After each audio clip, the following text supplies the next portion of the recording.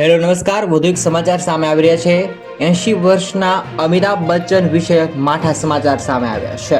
તેમનો અકસ્માત થયાના સમાચાર સામે આવી રહ્યા છે। હકીકતમાં તેઓ અકસ્માતનો શિકાર બન્યા છે અને તેમને તાત્કાલિક ધોરણે હોસ્પિટલમાં ખસેડવામાં આવ્યા છે।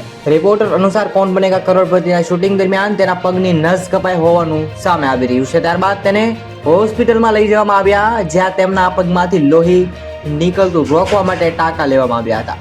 હાલ તો ડોક્ટરે તેમને આરામ કરવાની સલાહ આપી છે અને પગ પર ભાર આપવો કે ચાલવાની મનાઈ કરવામાં આવી રહી છે।